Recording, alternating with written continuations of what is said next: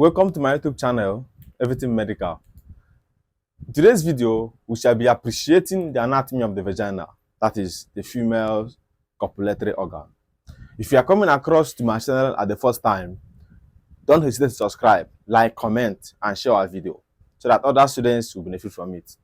Without wasting much of our time, let's delve into the video. Vagina is not a complex structure to appreciate. So these diagrams are what we shall be using to appreciate the structural functions of the vagina. The first thing to note is the introduction.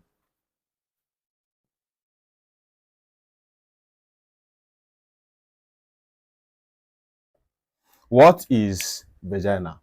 Vagina is a fibromuscular canal forming the female's copulatory organ. That is the simple concept of vagina. It is a fibromuscular canal forming the female's copulatory organ, right? That is the concept of the vagina. Now, the next outline we shall be discussing on is the extent and situation. Extent and situation.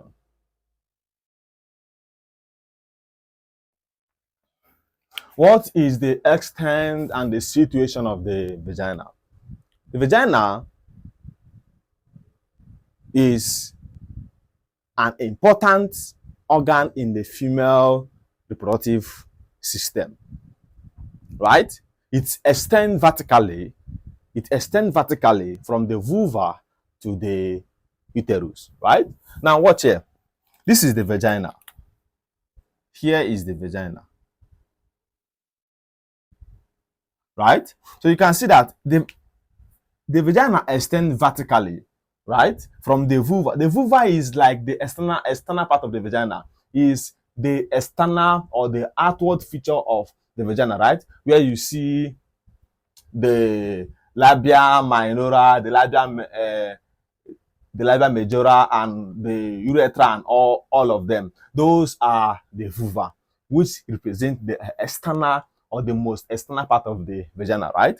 So the vagina extends vertically from the vulva to the uterus. Recall that the uterus, its lower end is formed by the cervix, right? So here is the cervix.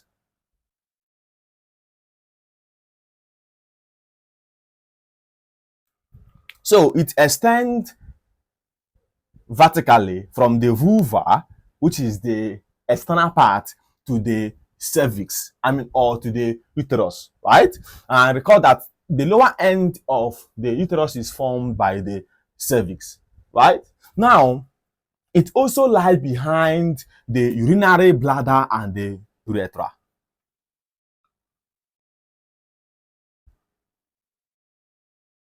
Urinary bladder and the urethra. Anteriorly, or it lies in front of the rectum and also the anal canal. So here is the anal canal. Here is the rectum. Rectum is the last part of the intestine, right?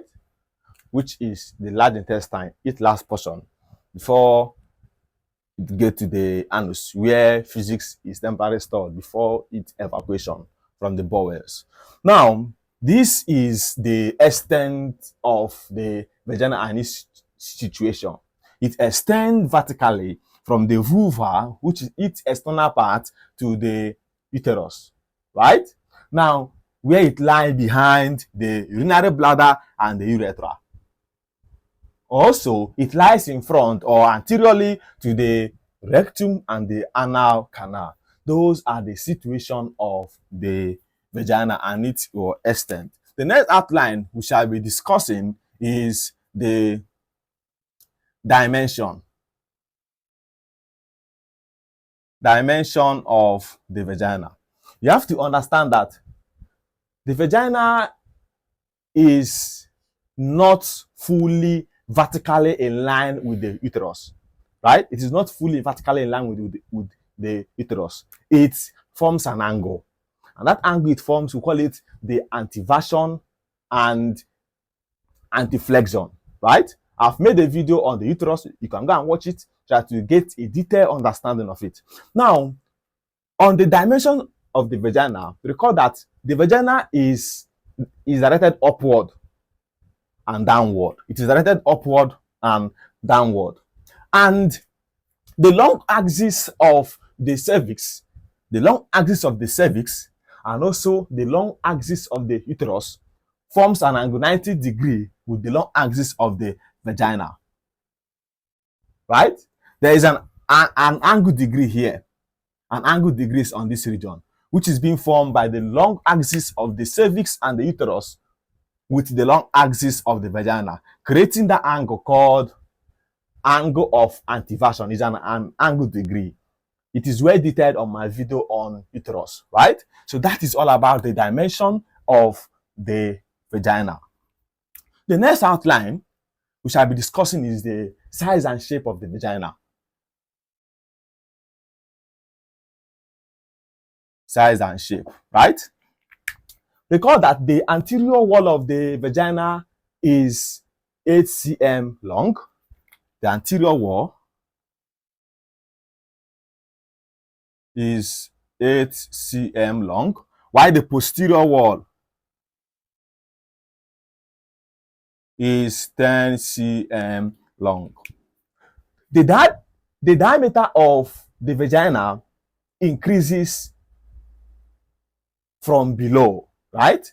It increases from below. Now, the vagina has two ends, the upper end, which is the vault of the vagina, and the lower end, right? It has two ends.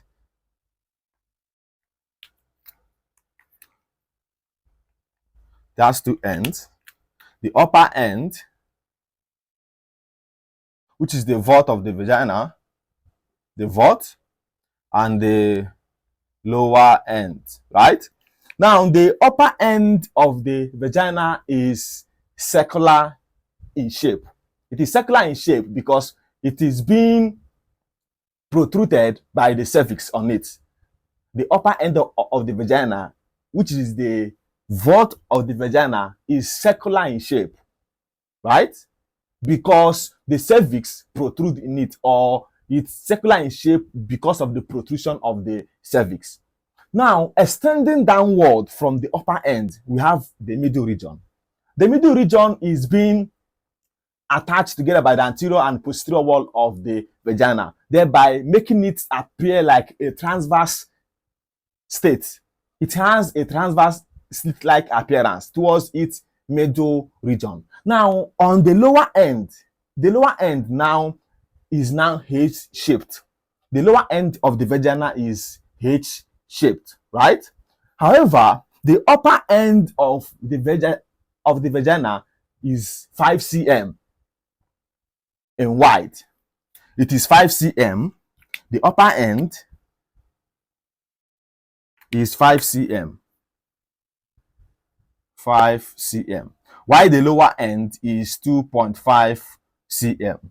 But the lower end of the vagina, which is 2.5 cm,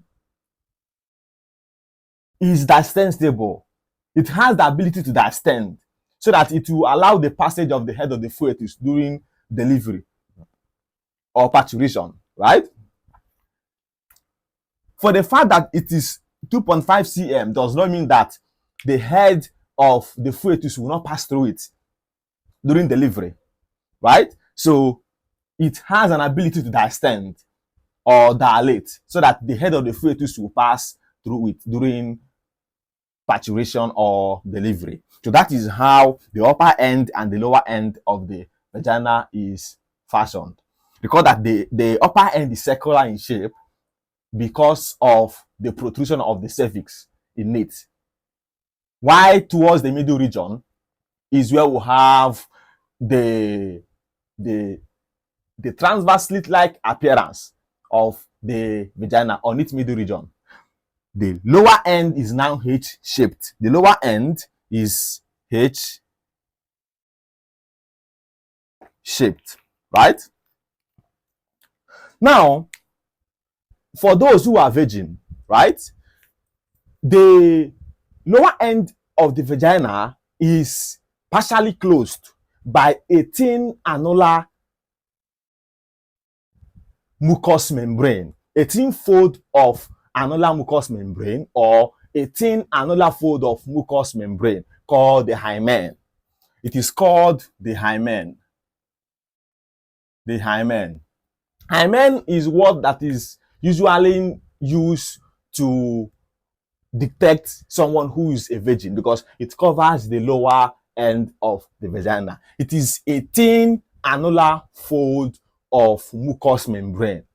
Now, for those who have given birth or married women, the hymen is being represented by a rounded elevation around the vagina orifice, right? That is what I represented because already the person is already giving birth.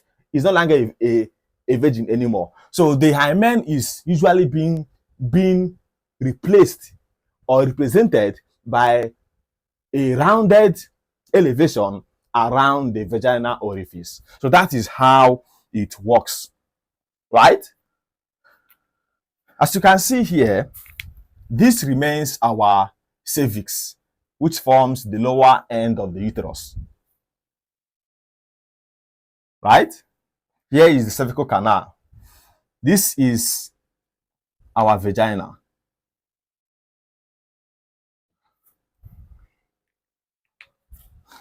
The next outline we shall be looking on is the fornix of the vagina. Very, very important. Fornices of vagina, right? You have to understand that the vagina part of the vagina usually extend into the lower aspect of the vagina, or the vagina part of the vagina extend into the anterior wall of the vagina. Now, between the anterior wall of the vagina and the vagina part of the vagina creates an orifice. It creates a space called the fornix of the vagina because this is the cervix and the vagina, right? We have the supravaginal part and the vaginal part of the vagina. The supravaginal part is quite different, right? Why the vaginal part of the vagina has to extend into the anterior wall of the vagina, creating a space.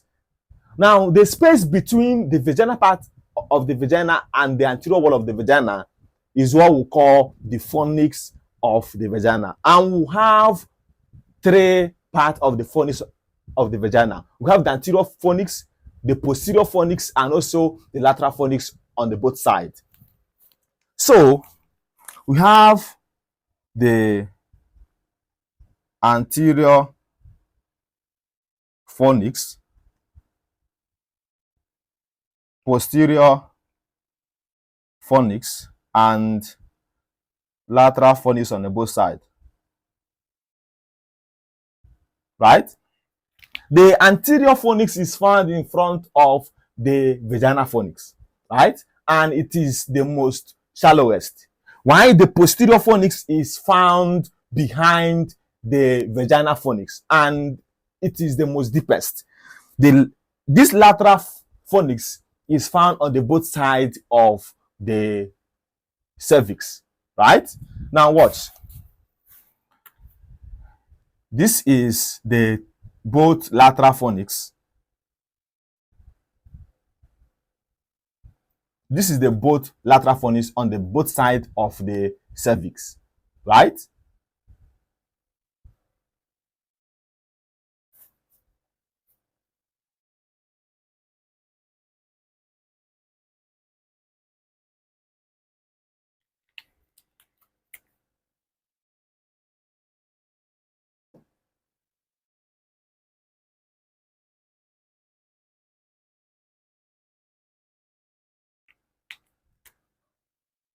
So that is how it works. The next outline we shall be looking on to is the relation. The relation. The relation of the vagina is divided according to the walls of the vagina. We have the anterior wall, posterior wall, and the lateral wall. Anterior wall,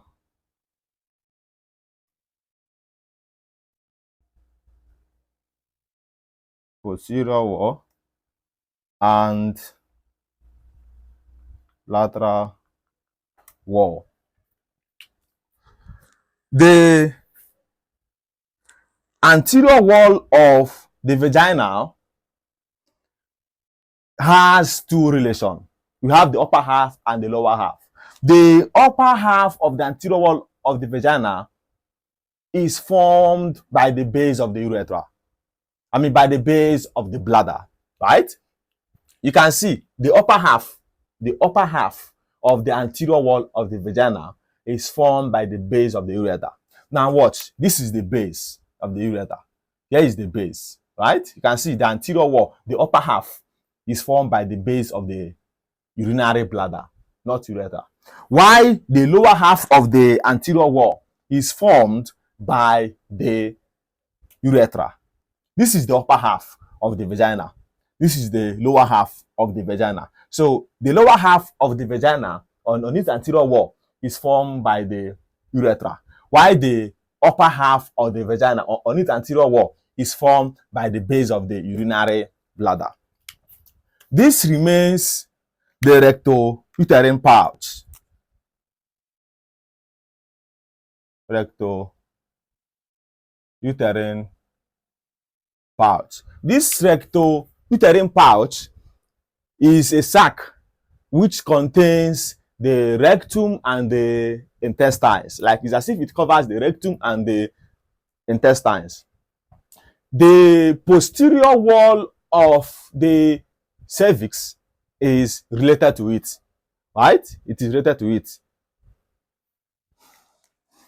Now, we have discussed the anterior wall of the vagina, that is the anterior relation. The posterior relation, the posterior wall, it has the upper 1/4, the middle 2/4, and the lower 1/4, right? It has an upper 1/4, the middle 2/4, and the lower 1/4.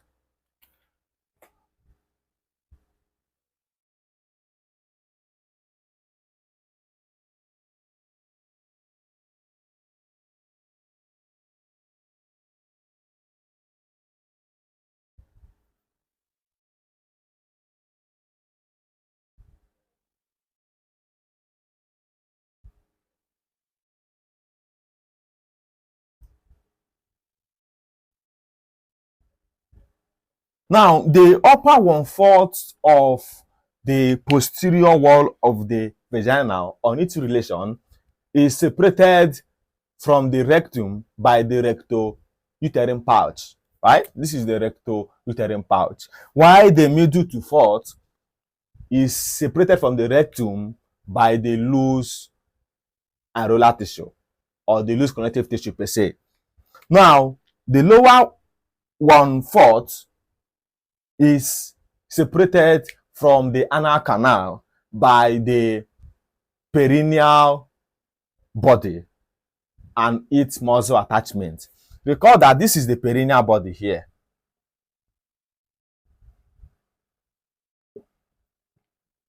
Perineal body is a fibromuscular node in which stem muscles attaches. It forms as an anchor to the pelvic diaphragm and also maintains the integrity of the pelvic floor, right? That is why lesion or damage to the perineal body will lead to the prolapse of the vagina and also other pelvic organs. So this perineal body is so much important. It maintains the integrity of the pelvic floors, where we have the pelvic floor muscles, right? Now, let's go into the lateral wall, the relation of the lateral wall. We have the upper 1/3,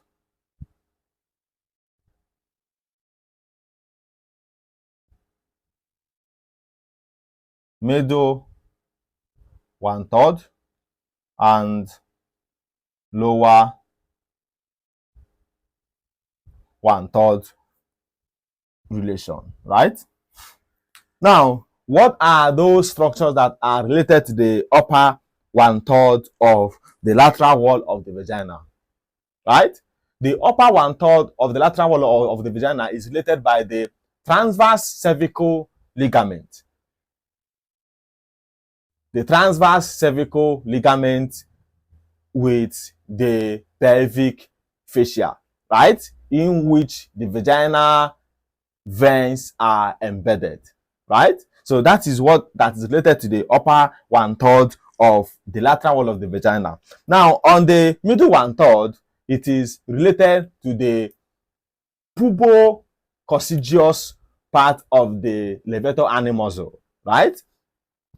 The lower 1/3 of the lateral wall of the vagina is related by the piercing of the perineal membrane, which is related below it by the bulb of the vestibule, the pubococcygeus muscle or the bulbococcygeus muscle is also being related by the ducts of the vestibular gland of the Bartholin's. That is the Bartholin's gland, right? So those are the relations of the lower 1/3 of the lateral wall of the vagina. It mostly by the great vestibular gland of the Bartholin, which can be called the Bartholin's gland, and also by the bulb of the vestibule, also being related by the bulbococcygeus muscle, right? So those are the structures that are related to the lower 1/3 of the lateral wall of the vagina. So that is how it works. The next outline is the blood supply.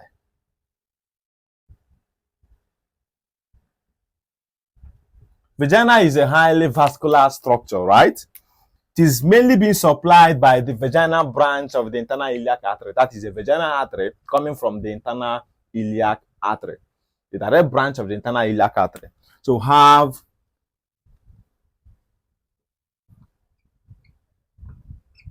vaginal artery. It is also being supplied additionally by the cervicovaginal branch of the uterine artery.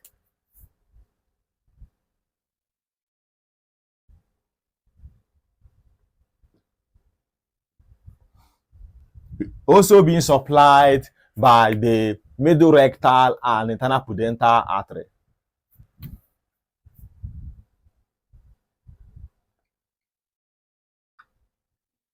Middle rectal and internal pudental artery. So these are the blood supply of the vagina, mainly being supplied by this artery, which is the vaginal artery, coming from the internal iliac artery. And next is the nerve supply. Although these blood vessels forms what an anastomosis through the anterior and posterior midline vessels called the vaginal azygous arteries, right? We have, next is the venous drainage.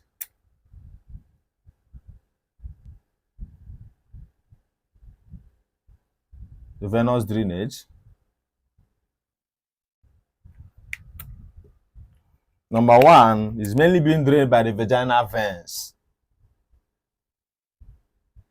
Vaginal veins that drains it into the internal iliac vein, right? The next outline is nerve supply. The vagina is a highly sensitive structure. It is being supplied by the pudendal nerve or knit upper part through the inferior rectal and posterior labial branch from the perineal nerve, right? So we have the pudendal nerve. It is also sympathetic and parasympathetic. The sympathetic part of the vagina, that is the sympathetic nerve fibers of the spinal segment, arises from L1 to L2. So we have sympathetic. It is only the upper part of the vagina which is being supplied by the pudendal nerve is sensitive to pain, right? Why the sympathetic and the parasympathetic innervation of the vagina is insensitive to pain. So we have the sympathetic nerve fibers coming from L1 to L2 spinal segment. So we have L1 to L2 spinal segment. Why the parasympathetic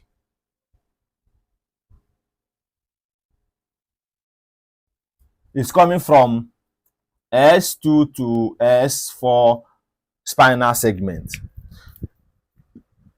The sympathetic part of the vagina it causes vasoconstriction, while the parasympathetic causes what? Vasodilation, right? So these are the nerve supply of the vagina. Although this sympathetic and parasympathetic are derived from the inferior hypogastric and uterovaginal nerve plexus. So that is how it works. The next is lymph node, lymphatic supply.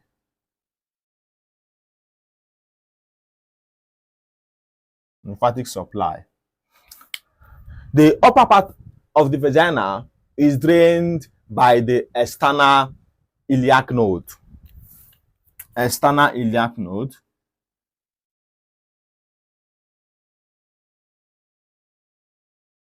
While its middle part is drained by the internal iliac node.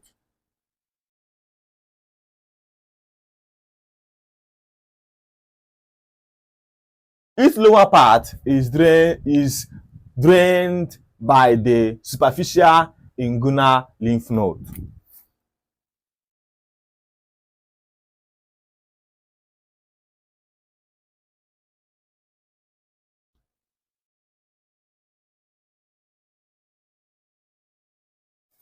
So these are the lymphatic supply of the vagina. The next is clinical correlation or applied anatomy.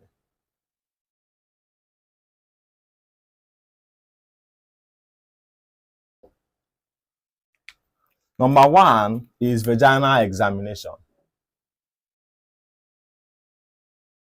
Vaginal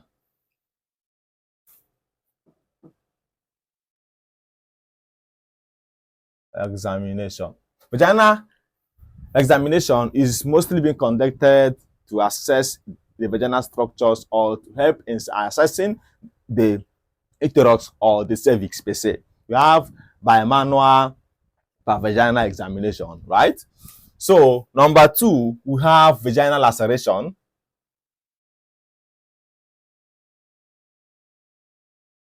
Vaginal laceration is mostly being caused or it occurs as a result of the forceful coitus, that is rape, right? Those ladies that do experience rape might have higher chance of sustaining vaginal laceration because it is a forceful coitus, right, leading to the laceration of the vagina. Number three, we have vaginitis. Vaginitis occurs as a result of the infection of the vagina. So it simply means inflammation of the vagina, which mainly occur as a result of bacterial infection or fungal infection of the vagina, right? Number 4, we have hymen. Hymen, which is a thick annular fold of mucous membrane that covers the lower end of the vagina, is mainly assessed during medical legal case in order to determine virginity, right? So that is the essence of hymen, because it tells the true story of someone who is a virgin or not. So that is all about this. So these are the clinical relevances of the vagina, right?